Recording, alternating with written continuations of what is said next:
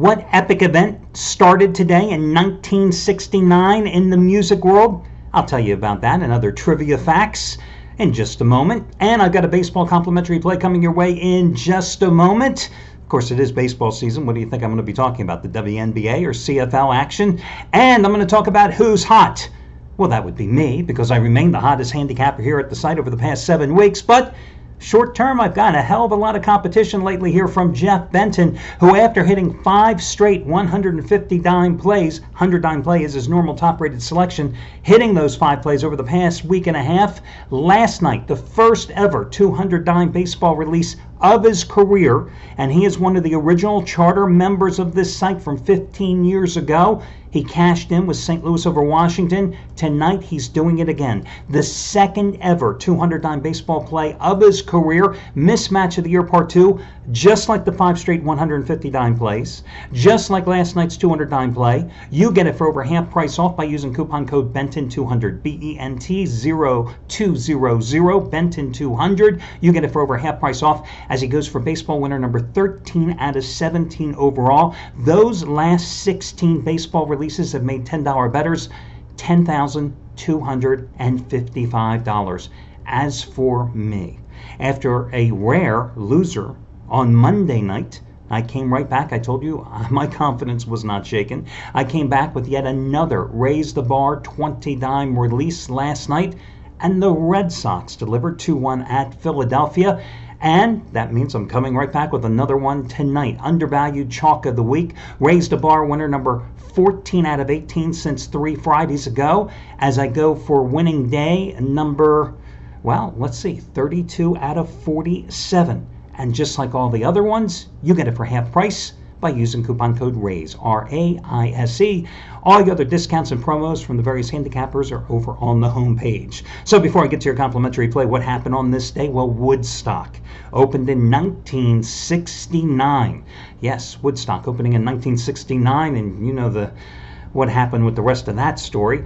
Other significant things that happened on this day: in 1965, the Beatles played at Shea Stadium, probably their most famous outdoor concert when you consider that 56,600 fans at that time, the biggest, the record-setting crowd for showing up for an outdoor concert at that point in history. And I think 55,000 of those 56,600 were actually screaming female teenagers that were on the verge of passing out. The Beatles were paid $160,000 to play 13 songs. There were other supporting acts as well, but did anybody really care? It was the Beatles, for Christ's sake. In 1979, Led Zeppelin released their 8th and final studio album, In Through the Outdoor.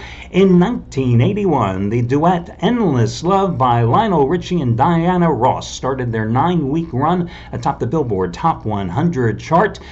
Who did they knock off from the top perch? That would be Rick Springfield's Jessie Girl. And 9 weeks later, that song was dethroned by Christopher Cross's Best That You Can Do, which of course was more commonly known as Arthur's theme from the movie starring Dudley Moore.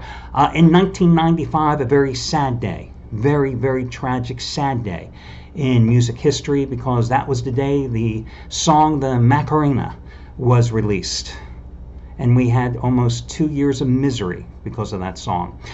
In movie history, in 1939, The Wizard of Oz premiered at Grauman's Chinese Theater in Hollywood. In 1979, Apocalypse Now is released. Well, really not much of a release. It was released in one theater in New York City, in Toronto, and Hollywood. Grossed $322,000 in its first 5 days. It only ran in those theaters for 4 straight weeks. Before then, it was widely released to 12 more theaters before finally getting expanded to 700 or several hundred more theaters the following week. But in 1979, it was the 4th biggest film on the U.S. domestic box office final tally, taking in $78 million. And back in 1979, the #1 film, yes, can you guess? Dustin Hoffman and Meryl Streep, a forgettable film, I think directed by Robert Benton, perhaps? Kramer versus Kramer, $106 million. #2, Amityville Horror. #3, Rocky II, then Apocalypse Now. And rounding out the top 10, you had Star Trek, the motion picture. Oh, was that a bad film? #6, Alien. #7, 10, the movie 10. mean, why did everybody go see the movie 10? We know. Yeah, Bo Derek running in slow motion. Yeah. Then we had The Jerk by Steve Martin, Moonraker, and The Muppet Movie, rounding out the top 10. What can I tell you? Okay, let's get to your complimentary play. I'll tell you what, I like the New York Mets tonight, and that's something you don't have me utter too many times during this season. But I like the Mets tonight, and Zach Wheeler at Baltimore. I know the Orioles are 3-0 in the season series and looking to sweep, but really, can you get that confident about a Baltimore team that's 48 games under 500 and 21-39 at home this season? Wheeler, meanwhile, is 5-0 in his last 5 starts with a 2.08 earned run average, and in 34 2/3 innings pitched in that 5-start stretch, 34 strikeouts and just 6 walks. Dylan Bundy, I went against him in his last start last Friday with a 20-9 play with the Red Sox at Baltimore on the run line. They fell down early, like 8-0. They came back and won that game 19-12 because Bundy was just absolutely awful. 5 innings, giving up 8 runs and walking 4 in that contest. The Orioles have lost 5 of his last 6 starts. In that 6-start stretch, he has a 7.72 earned run average, giving up 11 home runs, walking 12, and a 30 1/3 inning stretch. 22 starts this season. He's pitched 126 1/3 innings. He's given up 29 home runs. His earned run average at home in 12 starts, 5.19. That's good enough reason for me to like the Mets in this one on the road. Boston was my best bet last night, and you know I've ridden the Red Sox pretty consistently all season long. And what's not to like about the Red Sox?